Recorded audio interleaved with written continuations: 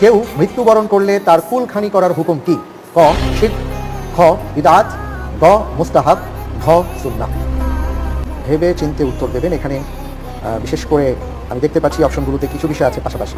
40 দিনে একটি অনুষ্ঠান করা হয়, 4 দিনে একটি অনুষ্ঠান করা হয়, কোনোটাকে বলা হচ্ছে কুলখানি, কোনোটিকে বলা হচ্ছে চেহলাম। শরিয়া এটাকে কিভাবে দেখে? সহযোগিতা চাচ্ছি। সহযোগিতা চাচ্ছে। আচ্ছা ঠিক আছে, আপনি কোনটি চাচ্ছেন? বিশেষজ্ঞ। বিশেষজ্ঞ প্যানেলের সহায়তা। হোসাইন আহমদ ভাইকে বিশেষজ্ঞ প্যানেলের সহায়তা দেওয়া হোক। খ বিদআত। খ বিদআত। লক করে দেব।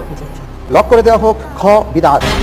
প্রশ্নটি ছিল কেউ মৃত্যুবরণ করলে তার কুলখানি করার হুকুম কি? আমরা দেখতে পাচ্ছি আপনি বিশেষজ্ঞ প্যানেলের সহায়তা নেওয়ার পর যে উত্তরটি দিয়েছেন সেই উত্তরটি সঠিক হয়েছে। আলহামদুলিল্লাহ। প্রিয় দর্শক, আশা করছি এর মাধ্যমে আমরাও জানতে পেরেছি কুলখানি করার কোনো বিধান শরিয়া আমাদেরকে দেয়নি, কিন্তু অনেকেই আমরা সওয়াবের আশায় করে থাকি, যেটা সুস্পষ্ট বিদআত। রব্বুল আলামিনের কাছে আমরা পানা চাইব এমন সব কিছু করব না সওয়াবের নিয়তে যেটা কোরআন এবং সুন্নায় বর্ণিত হয়নি।